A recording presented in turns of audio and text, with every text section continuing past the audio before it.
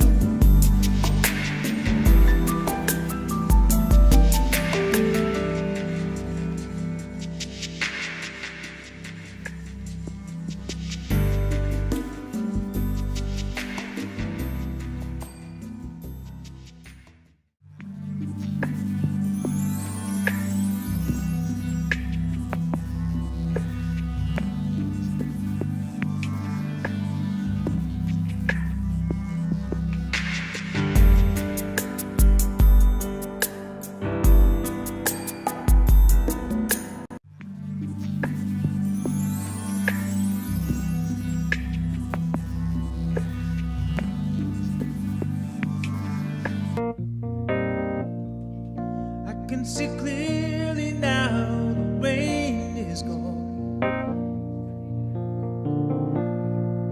I can see all obstacles in my way.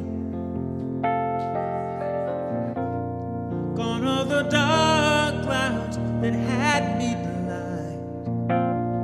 It's gonna be a bright, bright, sunshiny day.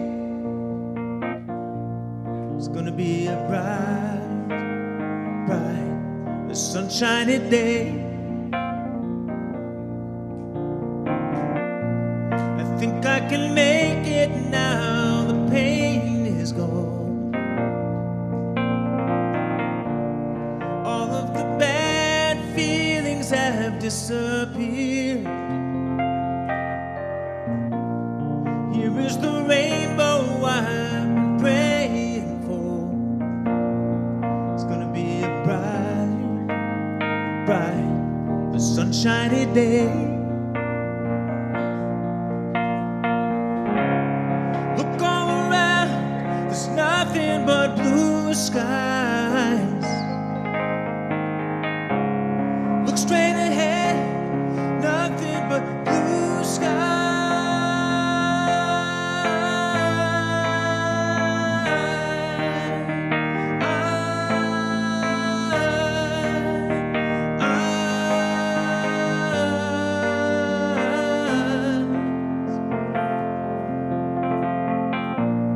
I can see clearly now, the rain is gone.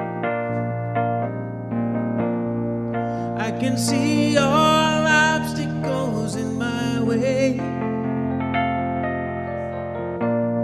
Gone all the dark clouds that had me blind. It's gonna be a bright, bright, a sunshiny day.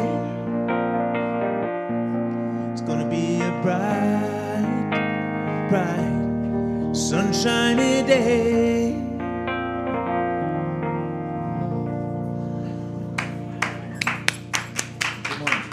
Good morning, everyone. Good morning, good morning. Welcome to the 10:30 service here at Center for Spiritual Living in Granada Hills. Welcome to everyone here in person and those of you online joining us now or at a later time. Here at Granada Hills, we begin our morning service with lighting the flames of faith, a call to service. I'd like to invite Reverend Lin up to help me with this. We perform this ceremony to promote the universal consciousness of life, which acknowledges that all people and all faiths, all sentient beings, come from the one great universal presence, which we call spirit. Fundamental to this truth is the unifying nature of all religious thought and experience, which we honor here today. We light the first candle for the Tao, honoring the universal path of harmony and equilibrium, the natural way. We light the second candle for the shamanic traditions, honoring the beliefs and practice of all indigenous peoples, the way of primal spirituality. We light the third candle for Hinduism, honoring the path of knowledge, action, and devotion. We light the fourth candle for Judaism, honoring the ethical path of living by sacred law. We light the fifth candle for all forms of Buddhism, honoring the Four Noble Truths and the path of compassion.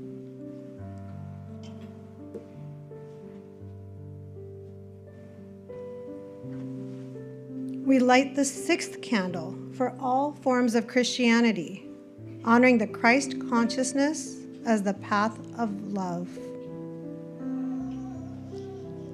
We light the seventh candle for all forms of Islam, honoring the path of submission to the will of God as the highest calling. We light the eighth candle for the universalistic religion of Baha'i, honoring the path of unity and peace. We light the ninth candle for all forms of new thought, honoring the metaphysical path of mental healing through the practice of universal spiritual principles. We light the 10th candle for those who are as yet unaware of spirit in their lives and for the space we are holding for them here at the center. And as Reverend Lin lights the healing candle, please put silently into the light the names of anyone you wish to have experienced the healing flame of God's eternal love.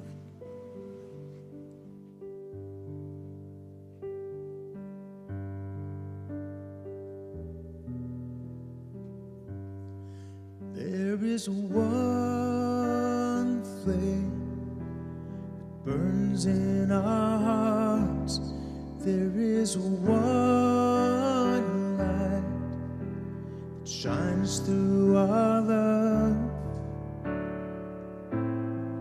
We light this flame with faith.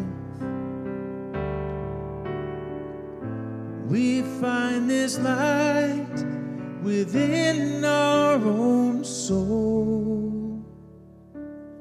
There is one flame, one light within.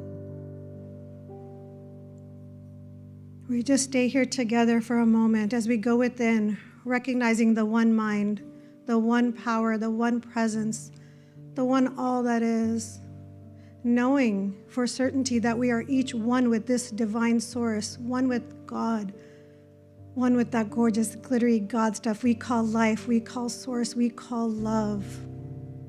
Knowing each of us is a perfect and unique expression of the divine, a perfect expression in each of our individualization in this world. Knowing that today's service unfolds beautifully, harmonically, that we leave here open at the top, hearts expanded, with deeper connections to one another, to this community, to the world at large, and to ourselves. Knowing that the right and perfect words are heard and the right and perfect music is played. It is with such deep gratitude I hold this space in my heart. Gratitude for each person in this beautiful co-creation. Gratitude for this gift of time. Gratitude for this Center for Spiritual Living of Granada Hills. And it is with this full and grateful heart I release my word to the law, knowing it is all done, knowing it is all love, as together we affirm by saying, and so it is. Good morning, everyone. Welcome, welcome. For those of you who do not know me, my name is Vino Alag, and I'm a practitioner here at the center. And I thought this morning, since we celebrated Independence Day earlier in the month, I thought I'd continue this conversation, this question that's been coming up for me a lot this month, which is, what does freedom mean? What does freedom mean not only to me, but to each person individually in their lives? So I came across this quote from Ernest Holmes. It's at the actually beginning of the Science of Mind textbook in the chapter called The Thing Itself. He says, the divine plan is one of freedom. Bondage is not God ordained. Freedom is the birthright of every living soul. All instinctively feel this. Thus, the inherent nature of man is forever seeking to express himself in terms of freedom. We do well to listen to this inner voice, for it tells us of a life wonderful in its scope, of a love beyond our fondest dreams, of a freedom which the soul craves, of a freedom which this soul craves. He puts us at the beginning of this book. He uses this word freedom over and over again, and he states that it is something that our soul craves. What that tells me is that this is an innate part of being human. It is not something out there. It is not a gift to be earned. It is part of who we are as human beings, this desire for personal freedom. For how can we live our greatest expressions of being if we are in bondage? He goes on to talk about what free will means in chapter 6. He states, freedom of will means the ability to do, say, and think as one wishes, to express life as one personally desires. To be able to merely think and dream of freedom would not be liberty. So I love this distinction. He's making a distinction between thinking about freedom and living through freedom. Earlier in the service, an example came to mind that a couple of days ago I woke up. So I'm having repairs and such done in my home, so closets have been emptied and things are everywhere, and it feels really chaotic and unwelcoming and a little suffocating, actually. So I woke up and I just thought, I started like rearranging my home in my mind. You know, I started putting things away and imagining what it would feel like to have it look like what it looked like a couple of weeks ago. And it felt so nice, and it just felt like I could move around with ease and grace, and it felt comforting. And then I went about my day. I left my home. I went about my day. And guess what? Today I woke up and my home still looks exactly the way it looked, right? Because all the laying in bed and dreaming about and imagining in my mind about the freedom of ease and grace in my home wasn't quite enough. Ernest Holmes reminds us that thinking is the starting point, but it's not the end point. Thinking is the starting point, but it's not the end point, because in order to experience this freedom in our lives, we begin by imagining what that looks like, and then we think, what are the next steps I can take? What are the next steps in my life to make these happen? Ernest Holmes takes this from an idea to action. That's what that word demonstration is all about, right? We always talk about demonstration in this teaching. I wasn't really familiar with that word in this manner until I came to this center. But it makes sense. Because if I'm telling someone, my thoughts are so powerful, I change my thoughts, I change my life, they're gonna be like, where's the demonstration? Show me, right? We've all heard that, change your thinking, change your life. But we can't just lay around thinking and changing our thinking. We also have to get up and move our feet. So if freedom is our birthright, what are we actually freeing ourselves from? Perhaps it's the inner prisons we build ourselves. I know there are times I imprison myself with my thinking and with the choices I make. I imprison myself by not taking steps because I'm in fear mode. I imprison myself because I doubt my own worthiness. So I don't create something that could be beautiful if I put it into the world, because I think, well, if I do, it might not be enough. There are people who go around either judging or feeling judged, and that's bondage too. So we all have our own example of what it means to not quite be free in our own thinking, which leads to not being quite free in our own world. This story comes to mind several years ago in one of my Rumi classes. There was a story about this bird, this beautiful little bird in this beautiful golden cage that sat singing in this beautiful golden cage for years and years and years. And what I remember about that story is that little door to that golden cage was actually not locked. But the bird didn't know that. And so often I believe we feel that we are locked into bondage, locked into these cages. The door looks closed, but what would it take for us to just take a step to check and see, is it actually locked? What can I do to leave that bondage? So I'll leave you with this question for the week. Just maybe ask yourself, where in my life is there freedom lacking? Where in my life can I make that shift? Thank you.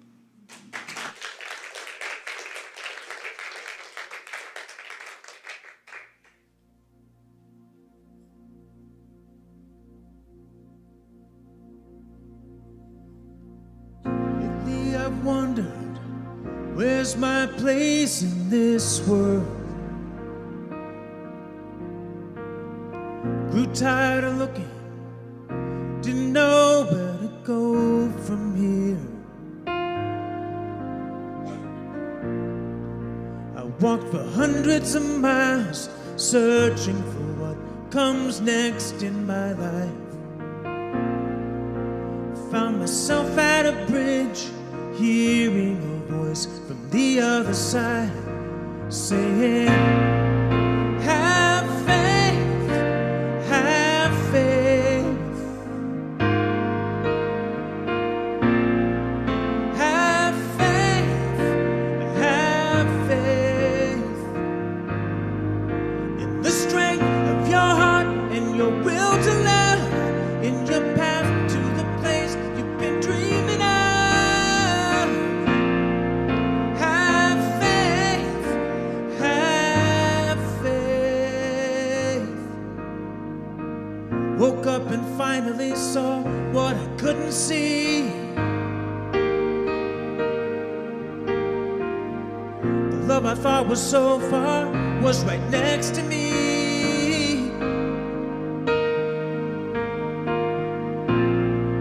I the joining of souls, building a bridge that connected our lives. I heard the stories of hearts tell me I had nothing left to hide, saying, have faith, keep your eyes open.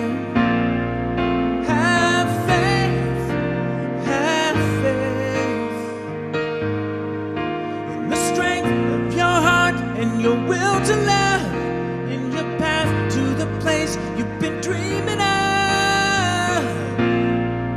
Have faith, have faith. Ooh, ooh,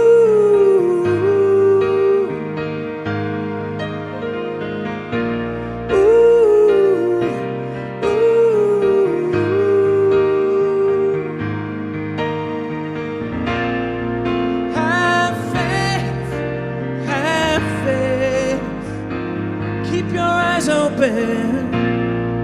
Have faith, have faith in the strength of your heart and your will to love, in your path to the place you've been dreaming of. Have faith, have faith. Stay in the moment, open up your eyes. Ooh, have faith.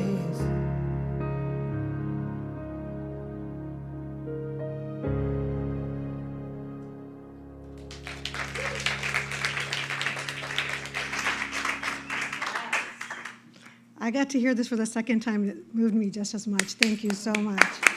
Oh, beautiful, beautiful. A few announcements this morning. Practitioners are available for a 2-minute affirmative prayer. If you are a practitioner, please raise your hand. We have a full house of practitioners today, people, so grab one after service if you'd like to talk to them about somebody, get yourself a little boost. Attendees of today's Sunday service and candidate workshop presented later at 1 p.m. will receive an evaluation form to turn in for feedback. If you're watching online and would like to receive this form, please request this by emailing admin@cslgh.org. Would you like to have a voice in important decisions and upcoming happenings in our community? There are CSLGH membership applications and contact update forms in Sparks Hall. You can also see Danny in the office for assistance with this. Members, please save the date. We look forward to gathering with our church community at our general meeting after all the candidating weekends have been completed. This will take place on August 2nd after second service. Please join us for this important process. This Wednesday, July 22nd at 7 p.m., join our Dr. Maureen Hoyt and Reverend Nancy Woods in the sanctuary for a dynamic discussion, open forum style on all topics science of mind. Love donations accepted. Last but definitely not least, please come back at 1 o'clock for Reverend Lynn's workshop on What's Your Why? It's based on the book Noble Purpose, Processes of Dr. Barry Heerman. Deep in your heart lies a noble purpose, your own personal guiding why. Perhaps you're already living that why, or perhaps you're still searching for clues to its direction. In either case, this workshop will help you access inner information to bring your own passion more powerfully into the light. Your heart will thank you. Now, if you would please join me for the Declaration of Principles. We believe in one universal spirit manifesting through all, natural and incarnated in us. We believe that the universal spirit is personal to and reveals itself through everyone who recognizes its presence. We believe that our faith operates upon a law of mind which automatically manifests in our experience according to that faith. We believe in the unity of all life and in the immortality of the individual soul forever expanding. We believe in the eternal goodness, the eternal loving kindness, and the givingness of life for all.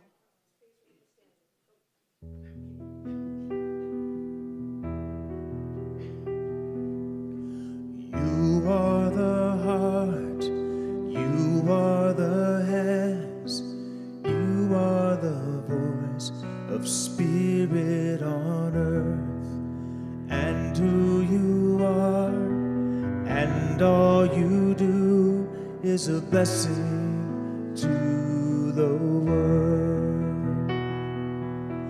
I am the heart, I am the hands, I am the voice of spirit on earth, and who you are, and all you do is a blessing to the world.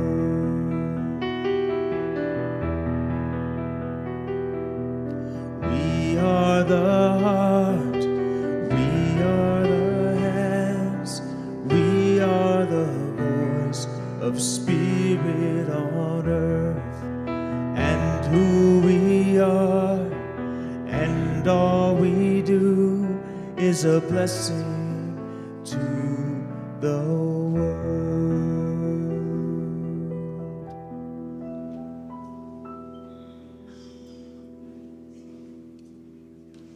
At this time, I'd like to thank you. The gratitude box. Thank you, Reverend Lin. See, she's on it. Thank you, Chloe. Thank you, Chloe. Okay, yeah. James, take this out. It says, I am grateful for fall. I am grateful for fall things. Tank of gas? Tank of gas. Yeah, tank of gas. That is something to be grateful for these days. Thank you, Chloe. Thank you. And now I would like to introduce our candidate and guest speaker, Reverend Lin Nowicki. Reverend Lin Nowicki was first introduced to the science of mind in 1984, joining the Santa Fe, New Mexico Church of Religious Science, now CSL Santa Fe, where she served more than 20 years as a licensed practitioner before hearing her call to ministry in 2014. She served as senior minister of the United Life Center for Spiritual Living in Oklahoma City from March 2020, yes, right in time for COVID, through 2024, and she's recently accepted the call back to United Life as their temporary staff minister. A lifelong learner and irrepressible storyteller, she jokes that her past lives as wife, mother, hippie farmer, antiques dealer, gallery owner, writer, artist, interior designer, bookkeeper, realtor, and property manager guarantee she will never run out of teaching stories for her classroom and platform. Let's please welcome her. And another hug. Yes. Oh, thank you. Oh, yes. Good morning. Good morning. Oh, and you just cannot imagine how grateful I am to be here this weekend. We are having such a good time together. Oh, my goodness, yes. And clicker, and yes, a month of whole no matter what, with a focus today on what we believe about wholeness. Well, what do we teach about wholeness? Let's go to Ernest Holmes, founder of this teaching, author of The Science of Mind.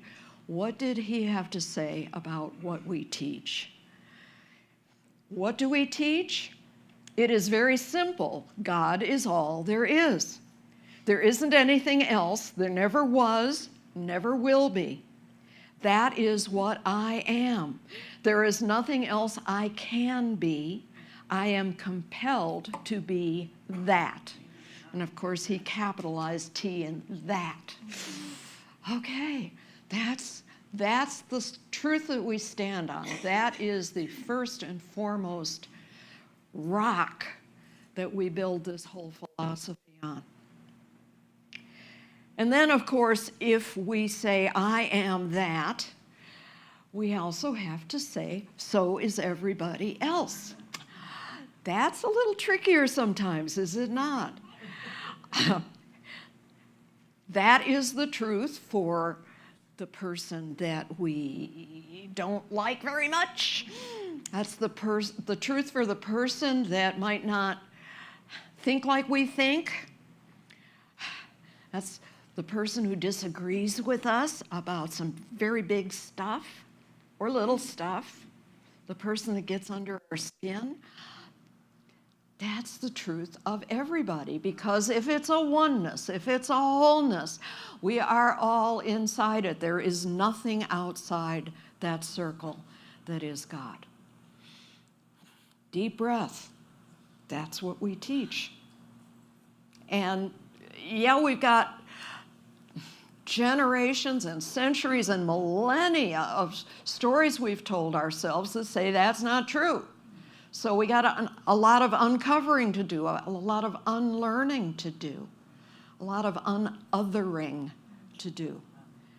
And that's the work that we do as we dive deeper into this philosophy. And that's why I'm calling today's talk, Loving the Whole Famdamly. Okay? The ones we love and don't like very much. Anybody got any of them in their circle? Oh, goodness. So this is going to feel like it's way off track, but trust me, it's not. This is the way my mind works. It goes way off in left field, and then I discover why, because it all relates and comes back to what we need to teach ourselves.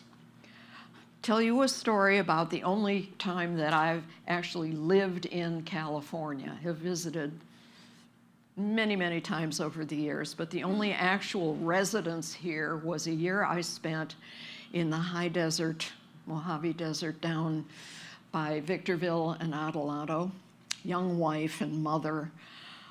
My husband was in the Air Force, stationed at George Air Force Base, which is now defunct, out there in the middle of, it's not so nowhere anymore. Every time I drive through, it's built up some more.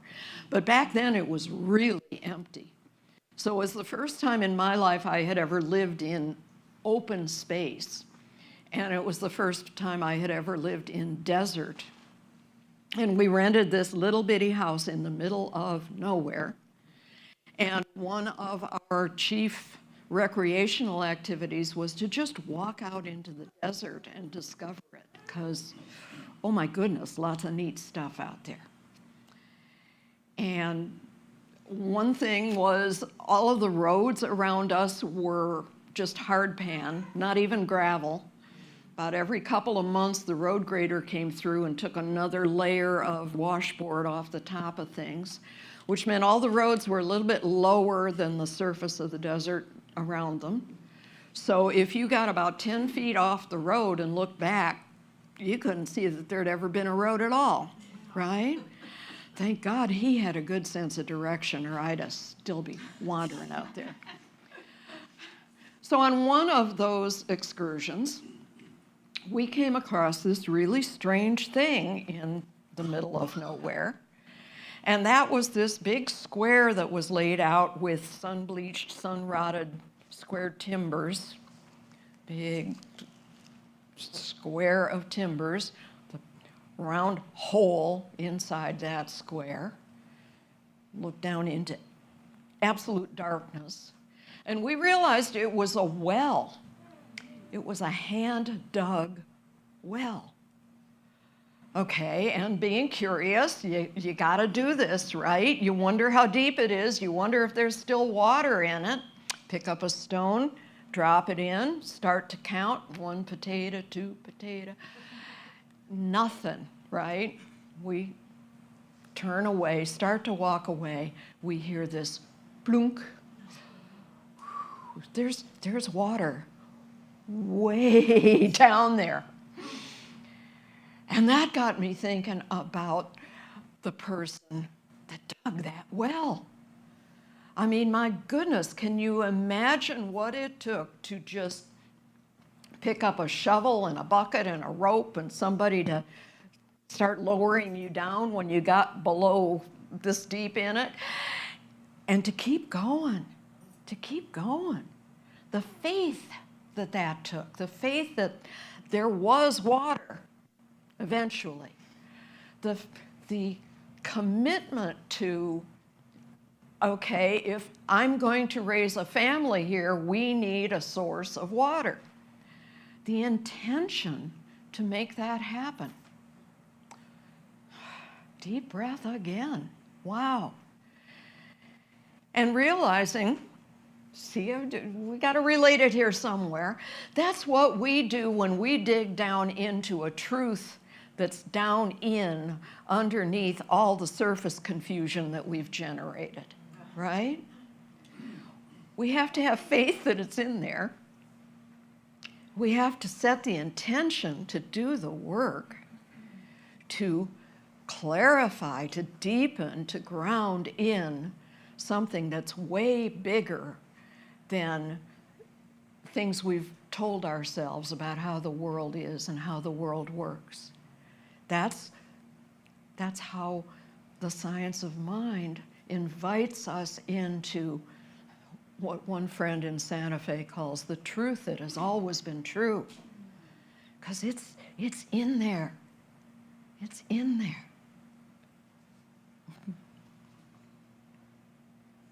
Okay, let's go back to the surface again. When we stand in that truth, how do we live it up on the surface? How do we live it intentionally in how we participate in connecting with and communicating with others, the proverbial others? And some goes back to just how we name things, how we name people, how we name the place they live, how we name the religion they practice. Are we listening when they tell us what they want to be called? Are we listening to their name and their pronouns and their truth about themselves? Are we intentionally honoring that? Because again, there's a whole large cultural context that says you don't always do that, right?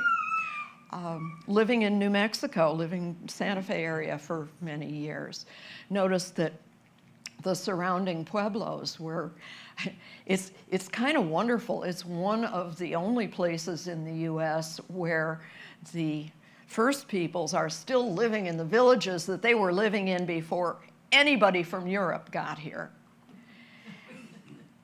And yet, one of the patterns that you see a bunch is when the Spanish first came through that area, for many of those villages, their first action was to start building a church and name the church after one of their favorite patron saints, and then rename the whole village for that saint and say, here's your name, guys, and aren't you proud of your new name? And it's very cool to see that just in the last couple of decades, many of those pueblos have said, you know what, we never let go of our real name, and how about if the rest of you start calling us by that, please? So we've got stuff like, one of my favorites is San Juan Pueblo is now Oke Awinge. Well, Oke Awinge in Tewa means village of the strong people. That's a name, yes, take that back, right? But another thing I've noticed is that, and I think I'm very tickled by this, is that evolution doesn't always go in this linear, straight line into upper echelons. Sometimes it bounces. Sometimes there's a brilliant moment, even when the whole pattern was lower level than what we're trying to live now. And that is that occasionally in New Mexico, the Spanish wouldn't just do that pattern, but they'd actually ask the people, what's your name? Okay, that happened to one small village that's just north of Santa Fe, that when the Spanish asked that question, the people said, our name is Posuege Owinge. It means drinking water place, village. Okay. And the Spanish try and hear that, run it through their forms and so on, and what they came up with and fed back was, I'm hearing Pohuaque. And the locals said, well, close. Thanks for trying. Okay, we'll be okay with that. You can call us Pojoaque. What they didn't count on was that a couple hundred years later, the English speakers coming along would look at how the Spanish spelled that out phonetically and went, what? I mean, what? What is that word? Okay. If you're local and you hear it all the time, you just say Pojoaque. But when you see it on the sign on the highway, which till just a few decades ago, the spot on the highway was just mostly a stop sign and a Lotta-Burger and a laundromat and signs that said that, you'd be a little bit confused. Okay, so this is a true story. Friends of mine who are archaeologists working on a project in the area, and they stop in at the Lotta-Burger in Pojoaque for lunch.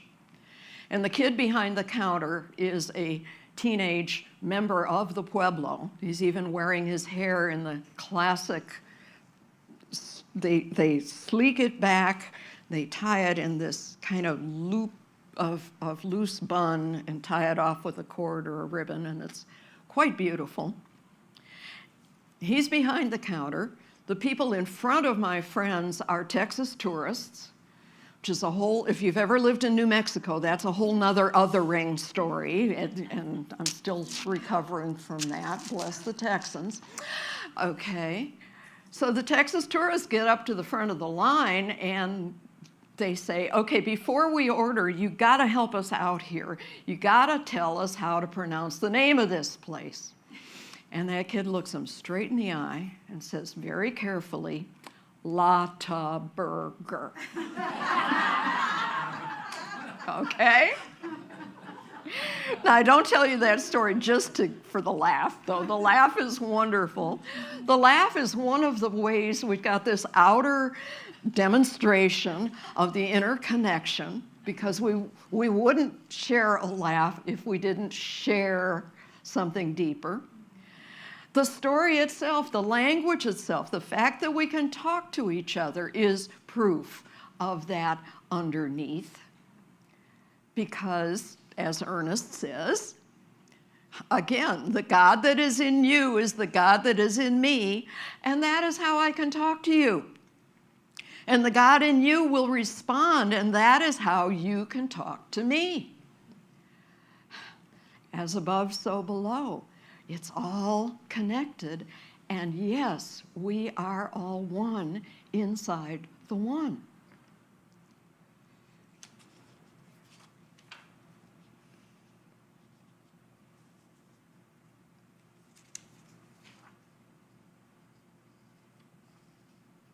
Okay. But that said, we look at all the communication that isn't just a happy laugh. Right? We look at all the communication that's a little bit ugly, and a little bit angry, and a little bit othering, and a little bit confusing, and we say, how can that be wholeness? How can that be oneness? And whether it's on this subject of knowing each other on any level, or taking it to abundance or to health or to anything that's showing up for us, how do we reconcile that difference in appearance? And I was blessed to hit this quote from Ernest Holmes that I had not seen before that really gives me a handle on how to explain how that works and what to do about it. And that is this: our whole practice is based on the concept that God is where we are and what we are. Sensing a theme here? Yeah. And that there isn't anything else. That whatever appears to be wrong is not wrong in itself, but is the wrong arrangement of what is right. So the power of thought, the power of mind, the power of speaking our word can be arranged in a way that blesses our connection to each other, or it can be malarranged into something that isn't working as well. And then what we get to do about it is that amazing tool that Ernest gave us, that is another basis of what we practice as religious scientists in the science of mind, and that is our spiritual mind treatment, our affirmative prayer, which isn't about telling anybody else how they should change, and it isn't about telling anybody out there what they should give us. It's about talking to ourselves until we remember this bigger truth, arguing with what we might have misunderstood and rearranging it into a bigger knowing of the truth. That's what spiritual mind treatment is for. That's how it works. So, another story. Many years ago, again, I am co-teaching a foundations class, and one of our students is a young woman who works a cosmetics counter at one of the big department stores. So you've got women at the different counters representing the different cosmetics and fragrance companies. And they've got a man that's their supervisor who also happens to be the world's biggest jerk. Okay, this man is unhappy, he's angry, he's miserable, and he's doing his level best to make everybody else miserable. And these women hate to see him coming. And this woman in our class says, okay, you're teaching me how to do treatment. I know something and someone I'm going to treat for. I'm going to treat for that boss and make a difference there. And my co-teacher said, sounds great, and here are some guidelines. There are some rules. First of all, you're not fixing him because he's not broke, okay?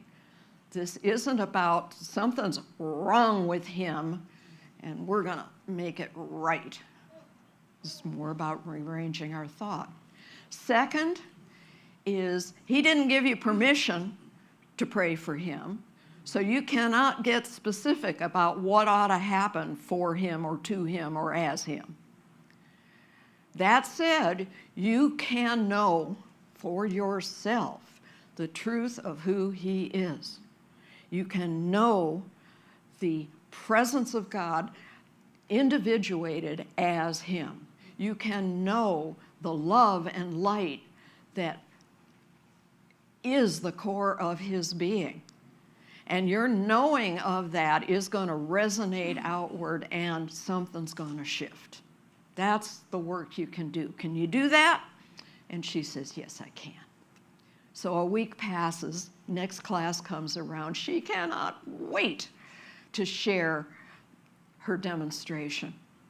She says, it's just so cool. All the other counter women are coming up to me and whispering, what did you do to him?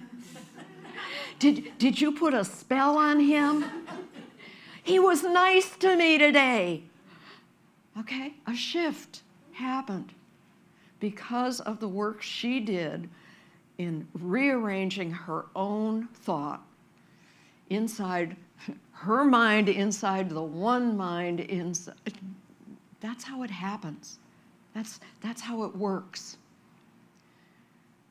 So, homework assignment for you. In your own spiritual practice, in your own prayer work this week, I know you do prayers for the people that you love, okay? Now, I invite you to do a prayer for somebody you don't like very much. And it can be local and personal. It can be the annoying neighbor or the obnoxious coworker. It can be someone in customer service. Or take it broader, take it bigger. Take it somebody on the world stage who is doing damage. And just be in the truth of who they are and the love and the light and see what happens in you're owning that truth for and about them. This, folks, this is how we lay the foundation for a world that works for everyone. Maybe from there you will get some insight in what is yours to do in the outer, okay? And maybe what's yours to do is just the prayer work. What if? Trust it. Lean into it. You can never go wrong with love and light. This is how we're going to shift the consciousness and the energy and the evolution of this world that we live in. This is why we're here and what we're doing about it. And let's take that into prayer. And again, notice I speak in first person because that's who I'm talking to. If these words feel good to you, take them as your own, please. So I know there's only one life, one infinite power, one presence, one love, one intelligence. And we call it God or Spirit or Source. We give it all kinds of names, and it answers to any and all of those names. Because it is genuinely, truly all there is. And that one life loves itself and lives itself as every individual in its creation, and as every interaction between those individuals, no exceptions. One life celebrating being itself as who I am, as who we are. So standing in that, trusting it, owning that. I speak my word, a word of connection, a word of communication, a word of love in action, a word of healing for my own perception of things and healing for this beloved planet that we live on, that we serve. And something is shifting. I know that. I speak it. I claim it. And I'm grateful for it. I'm grateful for how good it feels to say it right here, right now. I'm grateful for what shows up in my experience in the next moment and the next day and the next year, because something has been set in motion here. And in that gratitude, I simply let it go and I let it be. And together we say, and so it is. Thank you.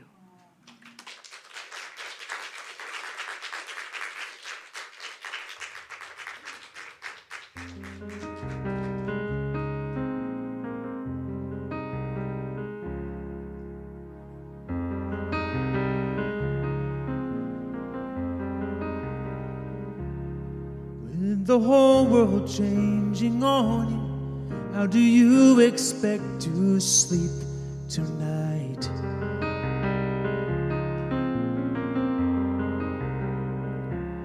When every single right is wrong now, leaves you helpless, searching everywhere in sight for something to rely on.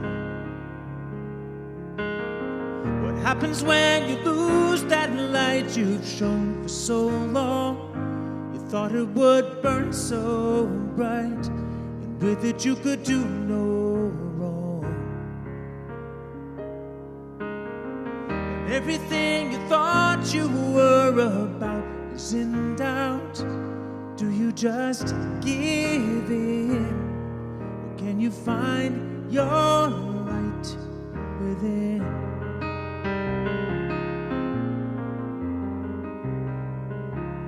Like a stranger to your best friends, you are with them, but you walk alone.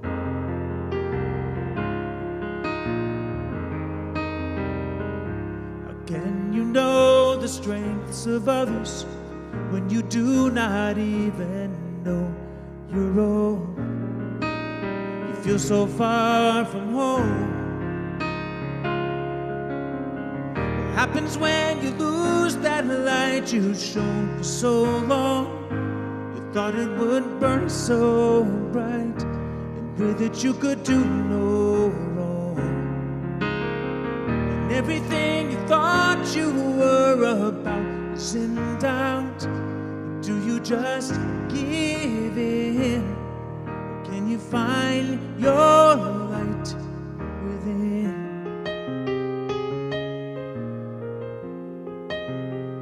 Just find your light within.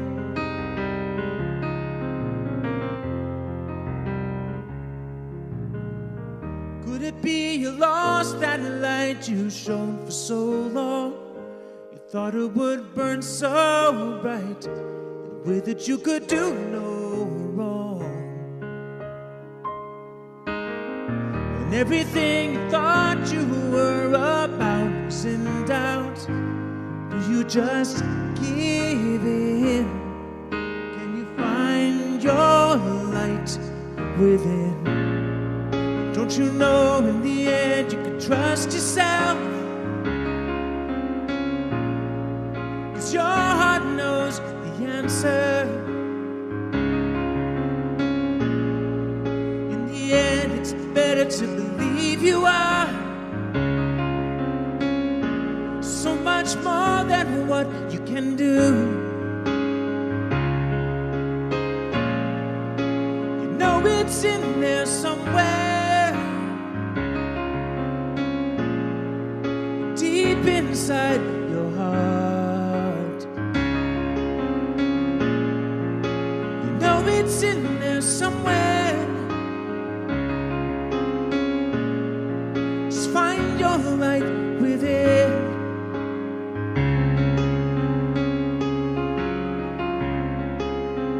You know it's in there somewhere.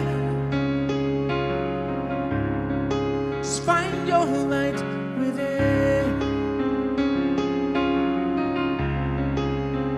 You know it's in there. Just find your light within. Oh, beautiful. Teresa said we were in for a treat, but I don't think we had any idea. Thank you so much. This is our time for offering. If you have come prepared, go ahead and take your offering in your hand. Maybe put your hand on your heart, and let's say this together. Divine love consecrates my gift. It goes forth to heal, to prosper, and to bless. It is evidence of my conviction that God is the source and substance of our supply. I joyously contribute to the vision of my center, knowing it returns to me, multiplied abundantly.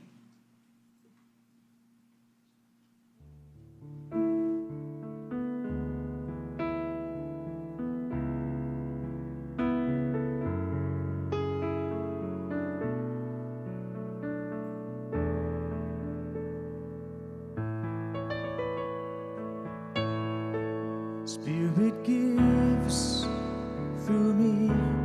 Spirit receives through me. Spirit lives and breathes through me.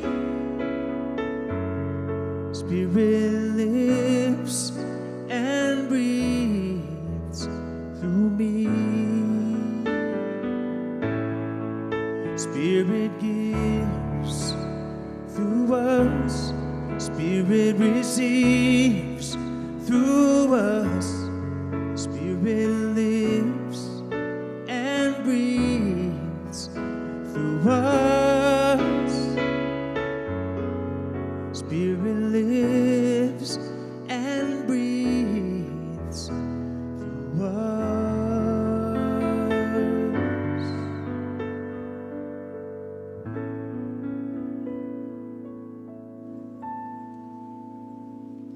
We give thanks for these gifts, knowing that they bless this community of Granada Hills and that their energy and impact extend far beyond these four walls, flowing outward into our city, our country, and into our world, touching lives in ways we may never fully see. We recognize this moment as part of the sacred flow of giving and receiving, a living expression of love in circulation.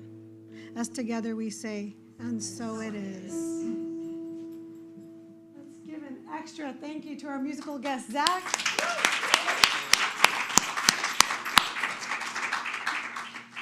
To Ian and Evan and Mike in the back. And a huge thanks to our special guest, Reverend Lin, this morning. Thank you. Thank you. Let me check, do you have any kids? Give me.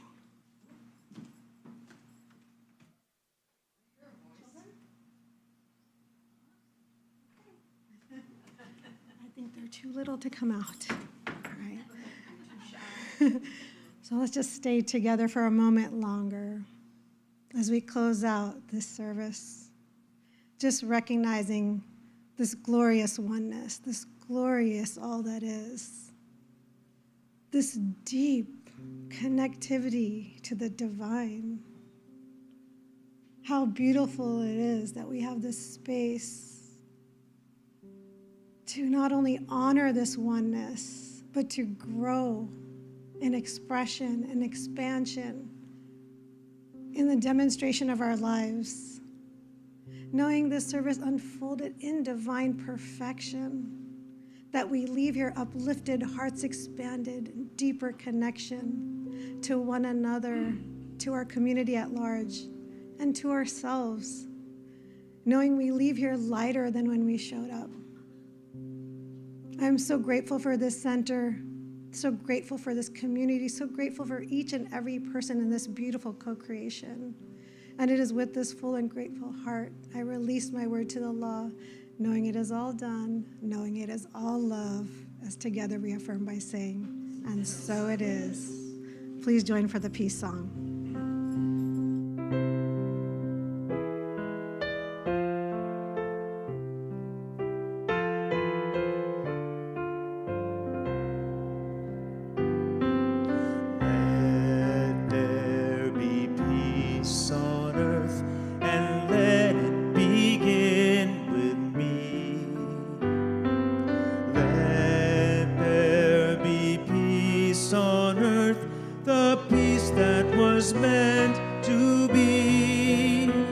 With God as our power.